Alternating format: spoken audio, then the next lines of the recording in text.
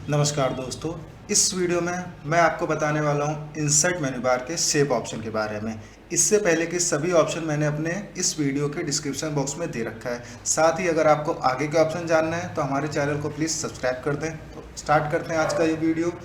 सबसे पहले शेप में आपको जो भी शेप चाहिए यहाँ से आपको पहले एक डिज़ाइन पे पिक करना है। क्लिक करने के बाद माउस का लेफ्ट बटन प्रेस करके इस तरीके से ड्रैग करना है। ड्रैग करते ही आपका ऑब्जेक्ट ड्रॉ हो जाएगा। देन इंसर्ट मेन्यू बार में ध्यान रखिएगा, जब भी आप कोई भी ऑप्शन यूज़ करेंगे जैसे table, picture, shape, smart art, chart और आगे भी कई सारे ऑप्शन हैं, तो ये सभी ऑप्शन आपके एक ऑब्जेक्ट कहलाते हैं। और कोई भी ऑब्जेक्ट पिक करने पे आपका एक मेन्यू बार खुलता है फॉर्मेट, जो उस ऑब्जेक्ट को डेकोरेट करने के लिए, फॉर्मेट करने के लिए होता है। जिसमें सबसे पहला ऑप्शन आपको ध्यान रखना है, जब भी कोई ऑब्जेक्ट आप पेज में यूज़ करेंगे तो सबसे पहले आपको यहाँ अरेंज ग्रुप में रैप टेक्स्ट में जाके इन फ्रंट ऑफ टेक्स्ट करना है, जो मैंने इससे पहले वीडियो में भी आपको पिक्चर ऑप्शन में बता रखा है। तो ये बहुत कंपलसरी है। जब तक आप किसी भी ऑब्जेक्ट को टेक्स्ट रैप में इन फ्रंट ऑफ टेक्स्ट नहीं करेंगे तब तक आप उस ऑब्जेक्ट को कहीं से भी मूव नहीं करा पाएंगे और उस पर ऑप्शन अप्लाई नहीं कर पाएंगे। तो सबसे पहला काम रैप टेक्स्ट में in front of text. Then अब आगे के ऑप्शन देखते हैं।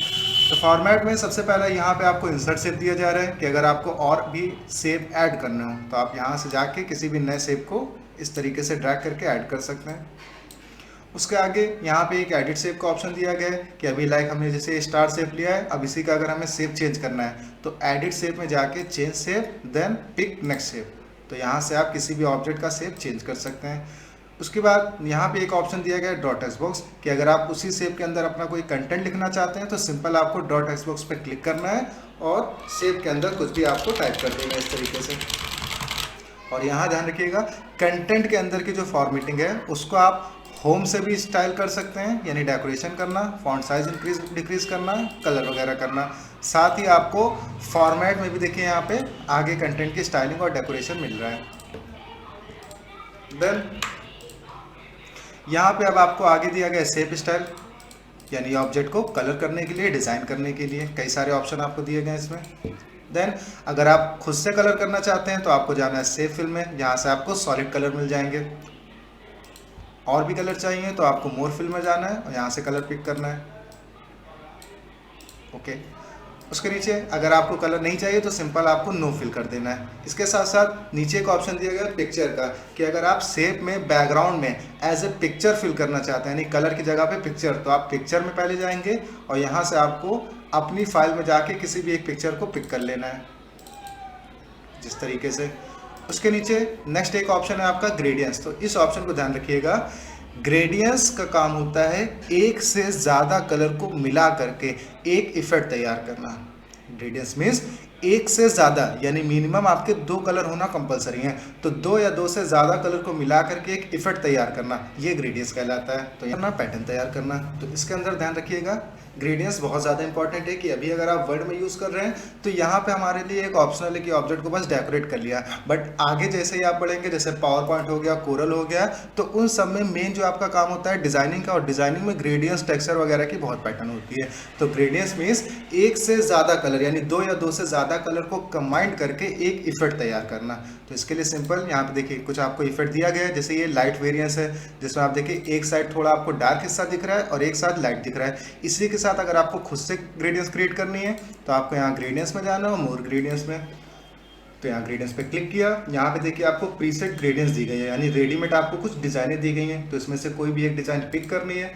पिक करने के बाद नीचे देखिए आपका एक टाइप ऑप्शन खुलता है। टाइप का मतलब होता है ये जो ग्रेडियंस का इफेक्ट है वो आपको किस डायरेक्शन में चाहिए। लाइनियर का मतलब होगा उसमें सादे स्ट्रेट कलर मैच अप आएंगे, जैसे वर्टिकल लेना, हॉरिजॉन्टल और डायगोनल टाइप, इस तरीके से। सेकंड इसका रेडाइल है। रेडाइल के अंदर आपको सर्कुलर मोड में ग्रेडियंस का इफेक्ट मिलेगा, यानी गोलाई में, इस तरीके से। थर्ड आपका रेक्टेंगुलर यानी स्क्वायर शेप में। और फोर्थ है आपका पाथ। पाथ का मतलब होता है एक डायरेक्शन से, यानी किसी एक कॉर्नर पॉइंट से लेना कलर को। उसके नीचे यहाँ पे आपको ये डायरेक्शन मिल जाती है अलग अलग, यानी टाइप लेने के बाद अब जैसे हमने रेडाइल लिया तो रेडाइल में आपको कौन सा कॉर्नर लेना है, सेंटर या first corner, last corner, second corner, इस टाइप से। उसके नीचे ये देखिए आपके ग्रेडियंस स्टॉप है, तो स्टॉप का मतलब होगा एक ग्रेडियंस के अंदर हमारे जितने कलर पड़े हुए हैं वो कहलाएंगे स्टॉप। तो यहाँ से आप स्टॉप की पोजीशन यानी कलर पोजीशन चेंज कर सकते हैं। इसी के साथ अगर आपको उसमें और कलर ऐड करने हैं तो उस स्टॉप को आपको यहाँ से पिक करना है और ऐड कलर पे क्लिक करना है। तो उसी में देखिए एक स्टॉप यानी एक कलर और ऐड हो जाएगा। साथ ही अगर आपको उसका कलर चेंज करना है तो उसी पॉइंट पे पिक करके नीचे देखिए कलर ऑप्शन है, तो यहाँ से आप बाद में कलर भी चेंज कर सकते हैं इस तरीके से। देन पोजीशन देना। इसके साथ साथ अगर कोई पॉइंट एक्स्ट्रा हो जाए, जैसे ये स्टॉप एक्स्ट्रा है और आप इसको डिलीट करना चाहते हैं तो इसी को पिक करके देखिए यहाँ पे डिलीट का भी ऑप्शन है, आप डिलीट भी कर सकते हैं। इसके साथ नीचे ये ट्रांसपेरेंसी ऑप्शन, कलर को लाइट करने के लिए, और नीचे आपका ब्राइटनेस पार्ट ब्राइट करने के लिए। तो ये ग्रेडियंस पार्ट कहलाता है।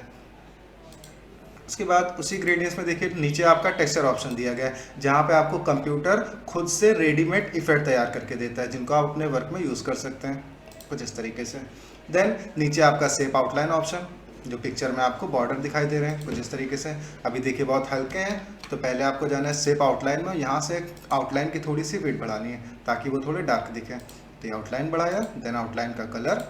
इसी के साथ साथ नीचे आपको डैसेस ऑप्शन दिया गया है। डैसेस का काम होता है यही आउटलाइन अगर हमें थोड़ी डिजाइनिंग में चाहिए पॉइंट्स में, तो यहाँ से आप डैसेस को अप्लाई करेंगे कुछ इस तरीके से। देन हटाने के लिए सिंपल आपको नो आउटलाइन कर देना है। उसके नीचे ये देखिए शेप इफेक्ट है, तो यहाँ पे ध्यान रखिएगा शेप इफेक्ट नॉर्मली तो हम लोग यूज़ करते हैं पिक्चर में, जिसको पिक्चर इफेक्ट कहा जाता है। बट यहाँ MS ऑफिस 2013 है तो आपको यहाँ पे शेप इफेक्ट भी दिया गया है। बट 2007 में आपका शेप इफेक्ट ऑप्शन नहीं है। जैसे आप पिक्चर में इफेक्ट लगाते थे तो सेम यहाँ 2013 में आपको शेप में इफेक्ट दिया गया है। जैसे प्रीसेट पिक्चर को ब्राइट करने के लिए, शैडो पिक्चर में शैडो अप्लाई करना, यहाँ पे रिफ्लेक्शन, ये आपका ग्लो पार्ट, और यहाँ पे आपका एजेस, जैसा आपको बताया था पिक्चर के किनारों को सॉफ्ट करने के लिए ताकि वो बैकग्राउंड के साथ मर्ज हो सकें कुछ इस तरीके से। नीचे आपका बेवल जो पिक्चर को फ्रेमिंग लुक देता है। देखिए इसके एजेस पे फोकस करिएगा, इससे पिक्चर में एक फ्रेमिंग लुक आता है इस तरीके से। उसके नीचे ये आपका 3D रोटेशन पार्ट, पिक्चर को लाइव करने के लिए। देन आगे देखिए ये आपका वर्ड आर्ट स्टाइल दिया गया, ये भी ध्यान रखिएगा 2013 में ही है, 2007 में आपको वहाँ पे नहीं मिलेगा। तो इसका काम जो आप कंटेंट इसमें ऐड करेंगे, उसी कंटेंट को अगर आपको डेकोरेट करना है जैसे आप शेप को कर रहे हैं, तो यहाँ से आप वर्ड आर्ट स्टाइल अप्लाई कर सकते हैं। तो कंटेंट बड़ा करने की शॉर्टकट की वही है, control shift greater than, decrease करने के लिए लेस देन। तो यहाँ पे आप टेक्स्ट में कलर फिल कर सकते हैं अलग से, टेक्स्ट में इफेक्ट लगाना जैसे आपने पिक्चर वगैरह में लगाई थी और शेप में लगाई थी। देन आगे देखिए ये टेक्स्ट का अलाइनमेंट है, यानी कंटेंट को टॉप करना, मिडल करना, बॉटम करना, और यहाँ से टेक्स्ट की डायरेक्शन, इनका वैसे खास कोई यूज़ नहीं है।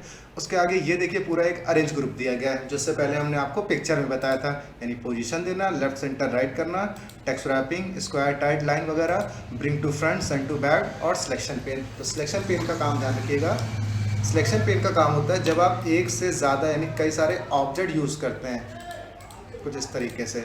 अब इन्हीं ऑब्जेक्ट को अगर आपको एक पैनल में देखना है यानी कि एक इंडेक्स में, तो उसके लिए सिंपल आप यहाँ पे सिलेक्शन पेन पे क्लिक कर दीजिए, तो वो आपको सभी ऑब्जेक्ट का एक पैनल शो कर देगा, जहाँ से आप हर ऑब्जेक्ट को कंट्रोल कर सकते हैं। यानी यहाँ से शो करना, हाइड करना, डिलीट करना हो तो आप यहीं से डिलीट भी पिक कर सकते हैं।